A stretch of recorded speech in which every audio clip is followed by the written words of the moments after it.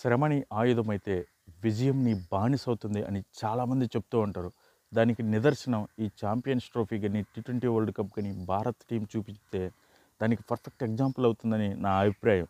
ఎందుకంటే 2023 నవంబర్ 19న ఇండియాకి ఆస్ట్రేలియా ఒక హార్ట్ బ్రేక్ మిగిలించేదని చెప్పాలి. అది ఎలా అంటే 140 కోట్ల మంది 11 మంది ఆడితే 140 కోట్ల మంది జనాభా ఏడ్చారంటే చూడండి ఆ ప్రేమ ఎంత ఉందో ఆ దేశం మీద కానీ ఆ ఆట మీద కానీ.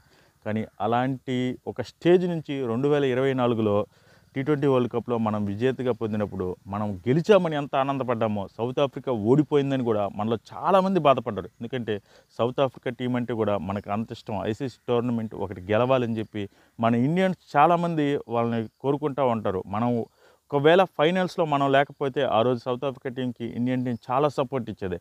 ఇక 2025 ఛాంపియన్స్ ట్రోఫీ గురించి మాట్లాడుకోవాలన్నా సేమ్ సిచ్యువేషన్. ఎందుకంటే న్యూజిలాండ్ టీం కూడా మన ఇండియన్స్లో చాలామందికి ఇష్టం. కానీ ఫైనల్స్లో మన ప్రత్యర్థి కావటం వల్ల మనమే గెలవాలని చెప్పి ఓ ఎడ్జ్ తీసుకోవాల్సిన సమయం వచ్చింది. సో తీసుకున్నాము. ఇండియన్ ఐసీసీ ఛాంపియన్స్ ట్రోఫీ అంటే పాకిస్తాన్లో జరిగినప్పటికీ మనం గెలిచాము.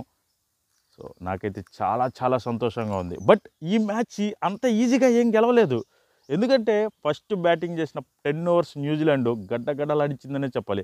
స్పిన్నర్స్ వచ్చారు భయ, కుల్దీప్ని తీసేయండి, ఆయనకి నాకౌట్స్లో మంచి రికార్డు లేదు అని చెప్పి చాలామంది చెప్పుకొచ్చారు. బట్ టీమ్ మేనేజ్మెంట్ కుల్దీప్ని నమ్మింది. లాస్ట్ మ్యాచ్ హీరోస్ని ఈ మ్యాచ్లో జీరోస్గా పంపించాడు. బ్యాక్ టు బ్యాక్ ఓవర్స్లో కుల్దీప్ అవుట్ చేశారని చెప్పాలి. ముందు రచనకి వేసిన బాల్ అయితే నెక్స్ట్ లెవెల్ అని చెప్పాలి.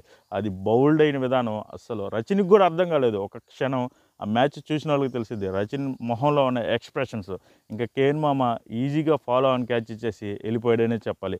సో కుల్దీప్ తనదైన స్టైల్లో వాళ్ళిద్దరిని అవుట్ చేయటం నిజంగా టీంకి అంటే 11వ ఓవర్ నుంచి దాదాపు 45వ ఓవర్ వరకు ఇండియన్ టీం ఆ 35 ఓవర్లు ఏవైతే ఉన్నాయో స్పిన్నర్స్ మెయిన్లీ అస్సలు బేభత్సంగా చేశారు. ఏంటంటే ఒక సింగిల్ తీయటానికి కూడా న్యూజిలాండ్ వాళ్ళు ఇబ్బంది పడేటట్టు చేశారు. బట్ లాస్ట్ 5 ఓవర్స్ అయితే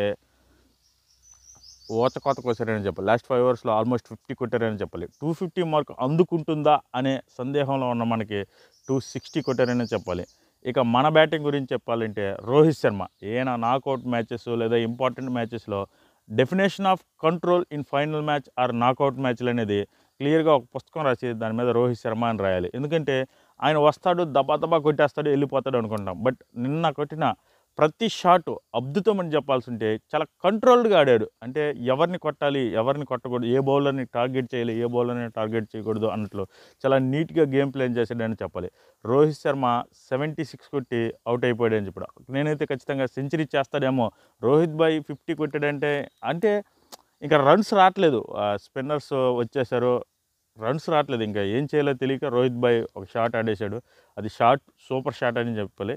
బట్ బౌలర్ ఏదైతే ఉందో అది స్లో బౌన్స్ చేయడం వల్ల అవుట్ అయిపోయాడని చెప్పాలి. సో ఇంకా శ్రేయస్ అయ్యర్ ఈయన గురించి ఈ tournament most under rated person Indian తరపు నుంచి ఎవరైనా ఉన్నారంటే ఆయనే అని చెప్పాలి. శ్రేయస్ అయ్యర్ 4th డౌన్లో వస్తాడు. సో 4th వికెట్గా వచ్చి వికెట్లు పడుతున్న పతనాన్ని ఆపుతాడు. ఫస్ట్ కొంచెం సేపు ఆడి రన్స్ని ఫ్లో కంటిన్యూ చేస్తూనే ఉంటాడు. రన్ రేట్ని ఎక్కడా తగ్గించడు శ్రేయస్ అయ్యర్. ఎవరితో అయినా పార్ట్నర్షిప్ మెయింటైన్ చేయగలడు.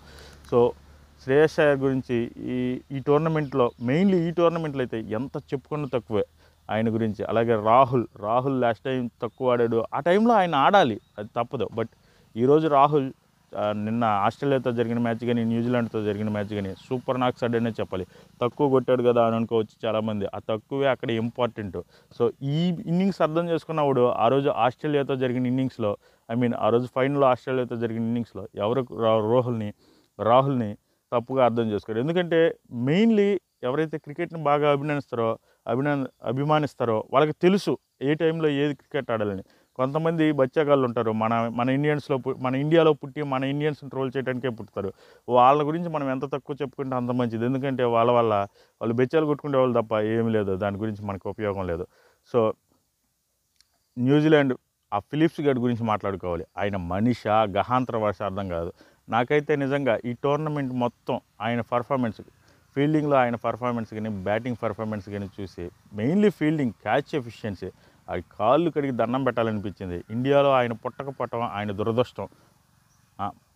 దురదృష్టం నిజంగా. ఇండియాలో పుట్టుంటే ఆయన మనం నెత్తిన పెట్టుకొని చూసుకునేవాళ్ళం. So most underrated player అనే చెప్పాలి గ్లెన్ ఫిలిప్స్ కూడా. ఇక కోయిన్సిడెన్స్ గురించి కూడా మనం మాట్లాడుకోవాలి. కోయిన్సిడెన్స్ గురించి మనం మాట్లాడుకుంటే 76 ఈ 76 రన్స్ ఏదైతే ఉన్నాయో T20 వరల్డ్ కప్లో విరాట్ కోహ్లీ కొడితే ఐసీసీ ఛాంపియన్స్ ట్రోఫీలో రోహిత్ భాయ్ కొట్టాడు. ఈ రోకో జోడీ మామూలు జోడీ కాదని చెప్పాలి. ఎందుకంటే ఆ రోజు T20 వరల్డ్ కప్లో ఫైనల్ మ్యాచ్లో player of the match Kohli తీసుకుంటే ఈరోజు player of the match Rohit Sharma తీసుకున్నాడు. లెవెల్ చేశారనే చెప్పాలి.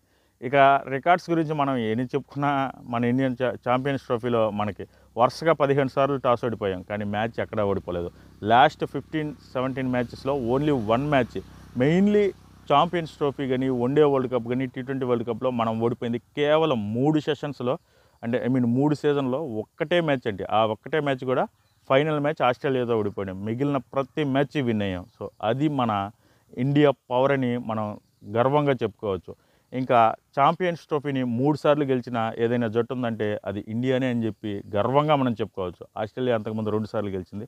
మన ఇండియా 2002లో శ్రీలంకతో జాయింట్ సెలబ్రేషన్ చేసుకుంటే 2013లో ధోనీ బాయ్ ఆయన సోలోగా తీసుకొచ్చి ఇంగ్లాండ్ నుండి చిత్తు చేశాడనే చెప్పాలి. ఇక 2025 మనం చూసాము న్యూజిలాండ్తో జరిగిన మ్యాచ్, రోకో జోడీ సూపర్గా పర్ఫార్మెన్స్ చేసిందనే చెప్పాలి. సో ఏది ఏమైనప్పటికీ ఎండ్ ఆఫ్ ద డే పైసలు ఇంపార్టెంట్. మనం బయటుండి మనం ఇండియా తరపు నుంచి గెలిచాము అది ఇదని చెప్పడం వాళ్ళ ఎక్స్పెన్సెస్ వాళ్ళకు ఉంటాయి. సో ఈ match and champions trophy prize money వచ్చేసరికి విన్నర్స్ వచ్చేసరికి 9.72 crores 42 crores ఇచ్చారు ఇండియాకి. అలాగే ఆస్ట్రేలియాకి వచ్చేసరికి న్యూజిలాండ్కి వచ్చేసరికి ఈ ప్రైజ్ మనీలో నేను కొంచెం తప్పు చెప్పాను. ప్రైజ్ మనీ ఇండియన్ టీంకి వచ్చేసరికి 19.42 crores ఇచ్చారు ఫస్ట్ ప్రైజ్గా. సెకండ్ ప్రైజ్ వచ్చేసరికి రన్నరప్గా వచ్చేసరికి న్యూజిలాండ్కి 9.72 crores ఇచ్చారు. Australia and south Africa semis వరకు వచ్చారు కాబట్టి వాళ్ళకి 4.82 crores ఇచ్చారు. సో ఏది ఏమైనప్పటికీ ఈ డబ్బుల గురించి వీటన్నిటి గురించి పక్కన పెట్టుకుంటే నిన్న రాత్రి ప్రతి భారతీయుడు అంటే భారతదేశాన్ని ప్రేమించే ప్రతి ఒక్కడు విజయ గర్వంతో నిద్రపోయారనే చెప్పలే. ఆ సెలబ్రేషన్ చేసుకుని ఆ ఆనందంలో చాలా రోజుల తర్వాత ఓ మంచి నిద్రని మనం పోయామనే చెప్పాలి. సో ఏది ఏమైనప్పటికీ ఇండియన్ క్రికెట్ టీం మనందరినీ ఉత్సాహపరుస్తూనే ఉంటుంది. ఇండియా టీం ఓడిపోయినప్పుడు మనం రెస్పాన్సిబిలిటీ తీసుకొని వాళ్ళకి సపోర్ట్గా నిలవాలి. ఎందుకంటే ఇండియా టీం గెలిస్తే మనం అంత ఆనందాన్ని, అంత అల్లర్లు, అంత ఉత్సాహాన్ని మనందరం బయటకు చూపించేటప్పుడు ఓడిపోయినప్పుడు కూడా మన ప్లేయర్స్ని మనం ట్రోల్ చేసుకుంటూ ఉండకూడదు. ఎందుకంటే మన ఇండియా టీం మన టీం అని మనకి ఖచ్చితంగా ఉండాలి. ఎందుకంటే గెలిచినప్పుడు టపాసులు కాల్చినాయి, ఓడిపోయినప్పుడు తిట్టడం ఇది పద్ధతి కాదు. ఓడిపోయినప్పుడు సపోర్ట్గా నిలదాం, గెలిచినప్పుడు వాళ్ళ సెలబ్రేషన్లో ఒక భాగం అదో. సో ఈ వీడియోలో అయితే ఇంతే. నెక్స్ట్ వీడియోలో మరోసారి మీ ముందుకు వస్తాను. జై హింద్.